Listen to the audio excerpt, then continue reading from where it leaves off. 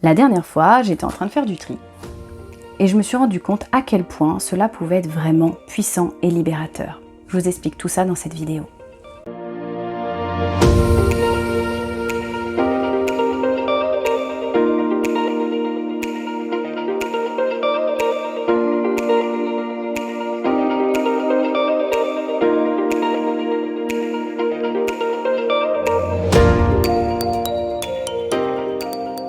Bonjour et bienvenue sur ma chaîne, je suis ravie de vous retrouver. Aujourd'hui, j'avais envie de vous parler de tri. Alors je sais, ça peut paraître être un sujet simple, anodin ou peu important, et pourtant le tri est un outil, un acte libérateur et très puissant. En fait, le tri est réellement symbolique. Est-ce que vous vous êtes rendu compte que les moments où vous avez été poussé à trier, à vous séparer de certaines choses, ont été finalement les moments charnières de votre vie?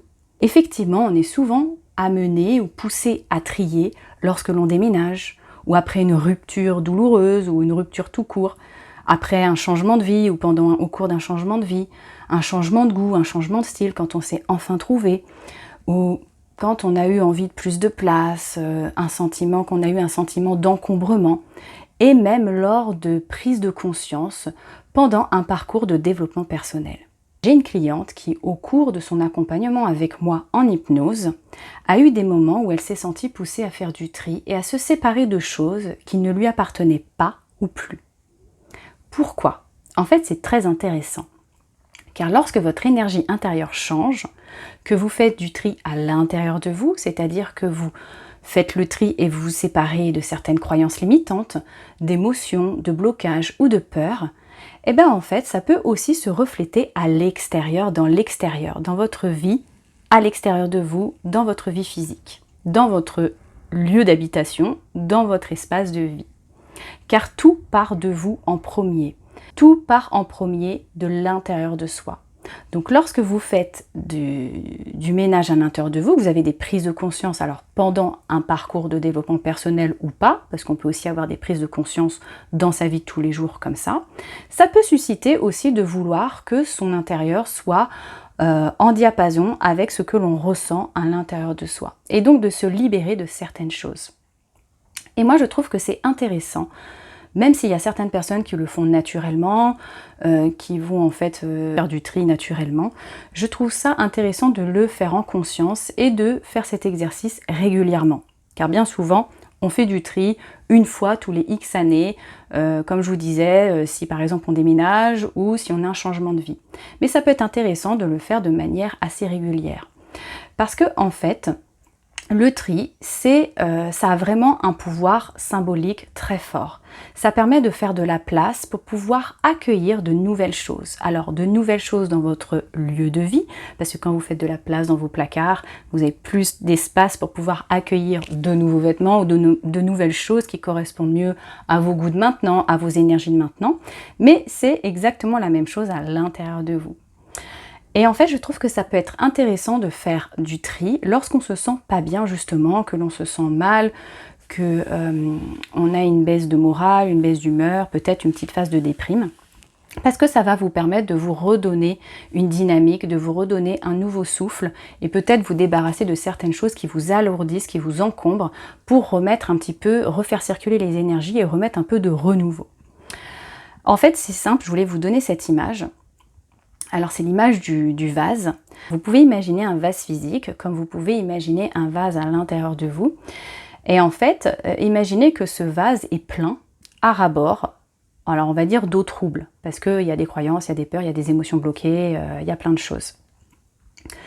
Imaginez qu'en fait ce vase est rempli à ras-bord. Comment voulez-vous accueillir une eau nouvelle, fraîche, limpide, transparente, si votre vase est déjà plein?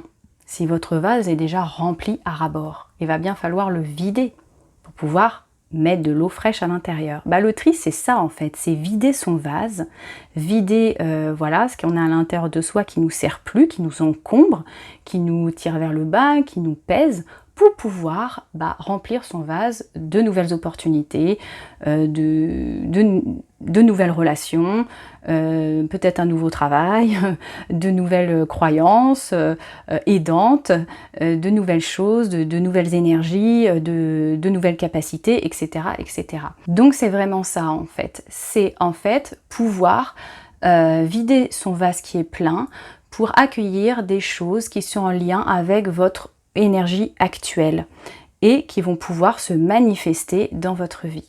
En fait, le tri physique, c'est un véritable parallèle avec ce qui se passe à l'intérieur de vous. C'est un peu à l'image, par exemple, après une rupture amoureuse douloureuse, lorsque la personne va vouloir changer de style, se couper les cheveux par exemple, changer de coupe de cheveux et changer son style vestimentaire. C'est un peu à cette image-là, c'est vouloir en fait tourner une page, vouloir faire des changements pour pouvoir en fait passer à autre chose. Donc c'est vraiment un changement intérieur ou une envie intérieure de changement qui va se déclencher et qui va susciter une envie de changement qui nous entoure aussi. Donc ça part vraiment de l'intérieur de soi. C'est un changement intérieur qui va se refléter dans l'extérieur. Le fait de faire du tri va vous aider à y voir plus clair dans votre vie, mais aussi va vous permettre de faire de la place pour accueillir du nouveau.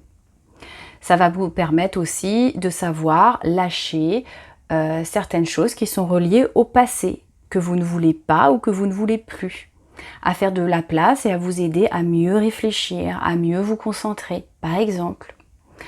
Et aussi à ne garder que ce qui correspond à vos énergies d'aujourd'hui. Donc quelque part, quand vous faites du tri, c'est un peu comme si énergétiquement vous donniez le feu vert pour tourner une page et lâcher certaines choses du passé. Vous autorisez en fait les belles choses de l'avenir à se manifester. En fait, quand vous faites du tri, voilà quelques petits points de conseil que je peux vous donner. Faites-le à votre rythme. Faites ce tri à votre rythme. Mieux vaut faire un tri plus souvent et de manière régulière, par exemple tous les 3-6 mois, qu'un gros tri, on va dire, tous les 3-4 ans. Déjà, c'est plus agréable et c'est beaucoup plus fluide, c'est plus rapide, c'est plus facile à faire. Et pour que ça reste fluide, rapide et facile, moi le petit conseil que je peux vous donner, c'est que si vous ne savez pas pour un objet ou un vêtement, enfin peu importe, vous ne savez pas si vous devez le garder, le jeter, le donner, le vendre ou le recycler, gardez-le. Il faut que ce soit vraiment facile, rapide et fluide. Il faut que quand vous regardiez l'objet ou le vêtement ou peu importe, vous disiez « Ok, non, c'est bon, j'en ai fait le tour, je passe à autre chose ». Si vous avez un doute et que vous ne savez pas, gardez-le. Gardez-le et vous pourrez y revenir dans 3 à 6 mois. Parce que c'est important d'aller à son rythme. Comprenez que parfois, derrière ces objets, derrière ces vêtements, derrière toutes ces choses que vous avez, il y a parfois des souvenirs, il y a parfois des émotions fortes qui se rattachent.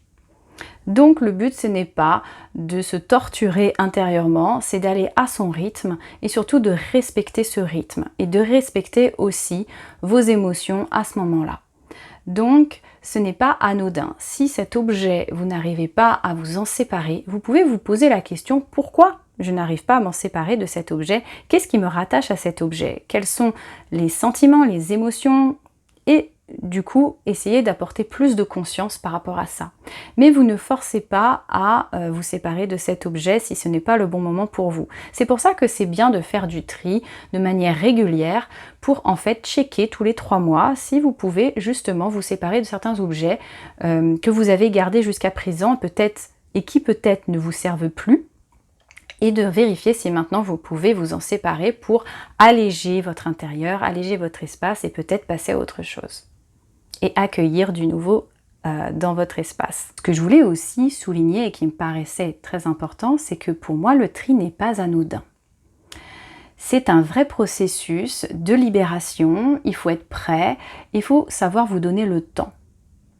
En effet, comme je vous le disais, derrière certains objets, il y a des souvenirs qui peuvent se rattacher à une personne que vous avez aimée, à une tranche de vie, à votre enfance, à des expériences que vous avez vécues, à des émotions. En fait, c'est pas anodin, ce ne sont pas juste des objets. C'est tout un processus intérieur qui se déclenche lorsque vous faites du tri. C'est en fait, suis-je capable en fait de tourner la page sur cette tranche de vie? Suis-je capable d'avancer, de passer à autre chose? Et si ce n'est pas le cas, ce n'est vraiment pas grave. Il faut vraiment vous accueillir avec beaucoup de douceur et de compassion pour vous-même. C'est juste de prendre conscience, faites ce tri en conscience, de prendre conscience que certaines choses de votre vie ne sont peut-être pas encore apaisées. Aussi, ce qu'il faut savoir, c'est que certaines blessures émotionnelles peuvent vous empêcher de vous séparer de choses dont vous n'avez plus besoin. Je pense surtout à la blessure d'abandon. Les personnes qui ont une forte blessure d'abandon vont avoir tendance à accumuler beaucoup de choses qui ne leur servent pas ou plus et se sentent vite encombrées de beaucoup de choses. En fait, voilà, donc c'est vrai que ça peut être intéressant de faire un travail sur ces blessures émotionnelles ou prendre conscience de sa blessure émotionnelle à travers les choses que l'on accumule, à travers en fait son intérieur, parce que finalement son espace de vie, ça parle beaucoup de nous-mêmes, hein, de nos blocages, de nos peurs, de nos blessures. C'est un reflet de qui on est à l'intérieur finalement. Donc c'est déjà de prendre conscience, par exemple, que vous accumulez beaucoup de choses qui ne vous servent pas ou plus, et pourquoi vous le faites. Est-ce que c'est par peur? Est-ce que c'est pour vous rassurer? Quels sont ces objets que vous gardez? À quelle tranche de vie ça correspond? Ça correspond à quelle personne ou à quel moment, enfin voilà. Prenez conscience en fait de pourquoi vous accumulez beaucoup d'objets et pourquoi vous avez du mal à vous en séparer. Donc effectivement, ça peut être intéressant de faire voilà, un développement personnel ou un travail sur soi par rapport à cette blessure émotionnelle pour pouvoir l'apaiser et vous aider effectivement à vivre cela plus sereinement. Comprenez que derrière le tri, finalement, derrière ce geste simple qui paraît anodin ou qui paraît avoir pas trop d'importance, en fait, il y a derrière un vrai processus d'évolution, de libération, de prise de conscience de soi. Moi, je trouve que c'est vraiment très symbolique. C'est très symbolique et ça permet de savoir un peu où on en est. Aussi, ce que je vous invite à faire, c'est de faire un tri pas à pas, domaine par domaine. Ne pas en fait se dire ça y est, je fais le tri annuel, je fais le tri de toute la maison et ça va être quelque chose de pesant, de lourd et de long. Après, si ça vous plaît, allez-y. Mais moi, je vous conseille plutôt de faire étape par étape en vous disant par exemple, aujourd'hui, je vais trier mes vêtements. Et puis dans 15 jours ou dans un mois, je trierai la vaisselle. Puis après, je trierai l'administratif, les papiers. Et puis après, je trierai les bijoux, etc., etc. C'est intéressant de faire ça par domaine et par petites touches. Ça vous permet aussi de faire ça en conscience et de prendre votre temps et de ne pas faire ça à la va-vite. Aussi, le petit conseil que je peux vous donner, et en tout cas moi c'est ce que je fais, c'est que j'ai toujours un sac en papier qui est pas loin en fait, qui est dans mon couloir, pour en fait faire du tri au fur et à mesure au fil de l'eau. Parce qu'effectivement, j'ai pas toujours le temps, j'ai pas toujours l'envie de consacrer 2 heures à trier. Et des fois, je vais avoir, allez, 30 minutes devant moi et je vais me dire, allez, je vais faire un tri dans mes t-shirts. Et puis je vais mettre les t-shirts dans le sac en papier. Et puis dans une semaine, hop, je vais trier, je sais pas, mes bijoux. Ou après je vais trier mes pantalons. Et en fait, au fur et à mesure, le sac en papier va se remplir et quand il sera plein, je l'emmènerai en fait au magasin de recyclage ou voilà, à recycler en tout cas. Et en fait, c'est ça que je voulais vous dire comme petit conseil pour éviter que ce soit long et fastidieux. Autorisez-vous à faire ça au fil de l'eau par petites touches. Ça paraît beaucoup plus léger, ça paraît beaucoup plus facile à faire, et surtout que ça vous permet de réfléchir. Parce que parfois, je mets des choses dans le sac sans vraiment être certaine, et puis je me dis, je laisse poser, je mets dans le sac et j'attends quelques jours. Et puis finalement, la chose, l'objet reste dans le sac et puis c'est ok pour moi et puis des fois je vais le récupérer. Donc ça vous permet aussi de mettre plus de légèreté dans ce processus de tri pour faire ça à votre rythme et surtout voilà, vous dire est-ce que vraiment je suis prête à me séparer de tout ça. Je vais laisser poser quelques jours, je laisse le sac en papier ouvert, je le fais au fil de l'eau de temps en temps quand j'ai 30 minutes par-ci, 30 minutes par-là, par domaine, par petites touches et puis j'attends 15 jours, 3 semaines, j'attends que le sac se remplisse et puis une fois que le sac est rempli, je me dis ok, ça fait 2-3 semaines que les objets sont dans le sac, est-ce qu'il me manque? Est-ce que j'en ai besoin? Est-ce que je les utilise? Oui, non, et puis voilà.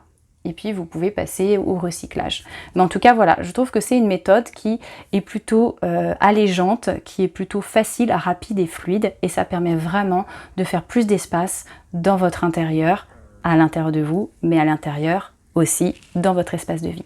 Vous pouvez vous rendre compte que certains domaines seront peut-être plus faciles à trier que d'autres.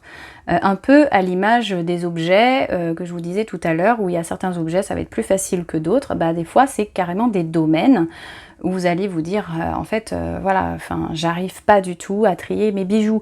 Ou même j'ai plein de bijoux que je ne mets plus, même des fois qui ne m'appartiennent pas. Et en fait, je sais pas si je dois les garder, pas les garder, mais en fait, voilà, j'ai beaucoup de mal à trier, j'en ai énormément, je les mets plus depuis des années, et pourtant, voilà, j'ai du mal à les trier, ou ça peut être, voilà, un autre domaine, mais en tout cas, voyez les domaines où vous avez beaucoup plus de mal à trier, et en fait, c'est pas grave hein, de pas réussir à trier, hein. C'est juste de prendre conscience en fait de pourquoi certains domaines sont plus compliqués que d'autres et pourquoi il y a certains objets que vous gardez et que vous n'utilisez plus. Qu'est-ce qu'il y a derrière? Qu'est-ce qui se cache derrière ce fonctionnement? Est-ce que le fait de garder ces objets, même si vous les utilisez plus, ça vous rassure, ça vous réconforte? Quelle est la peur qui est derrière? Quelle est l'émotion qui est derrière? C'est d'avoir plus de conscience de vous. Après, si vous êtes très heureux avec beaucoup de choses chez vous, que vous aimez bien accumuler beaucoup de choses et que ça vous rend très heureux, c'est très bien. Là, je parle dans le cas où, effectivement, une accumulation peut susciter une sorte de sentiment d'étouffement, de se dire, voilà, j'accumule plein de choses que je n'utilise pas ou plus, et je me sens lourde ou lourd, je me sens... j'ai du poids sur les épaules, je sens que c'est pesant pour moi. Mais je n'arrive pas à me séparer de certaines choses. C'est dans cette problématique-là, en fait, c'est quand ça suscite quelque chose de désagréable, quand ça suscite un inconfort à l'intérieur de soi. Comme je vous le disais, prenez conscience que le tri est un réel processus. Et ce n'est pas seulement une case à cocher sur la to-do list tous les 3 ans. En fait, en tant qu'être humain, on évolue sans cesse. Il est donc normal que notre environnement évolue avec nous. Le tri, c'est un processus qui peut revenir tous les 3 à 6 mois, car si vous n'étiez pas prêt à vous séparer de certaines choses il y a 3 mois, maintenant peut-être que vous le serez. Donc c'est intéressant de retester.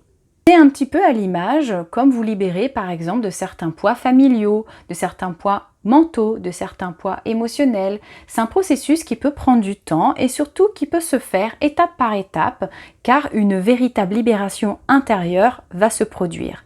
Et le faire libération après libération quand vous vous sentez prêt ou prête. À mon sens, je pense que de faire un tri en conscience est beaucoup plus puissant. Parce que vous allez vraiment ressentir. Et ce que je vous invite à faire, c'est vraiment de prendre le temps de ressentir en fait la libération qui s'opère lorsque vous faites du tri. Prenez conscience, par exemple, à chaque fois que vous mettez un objet dans le sac, de la place qui se libère, de l'espace que vous êtes en train de créer, de la légèreté qui est en train en fait de s'installer petit à petit dans ce lieu de vie. Surtout, ressentez l'énergie recirculer. Un peu comme quand vous aérez une pièce avec les fenêtres grand ouvertes et que vous voyez l'air, le vent qui en fait refait circuler un peu toutes les énergies, aère toute la pièce.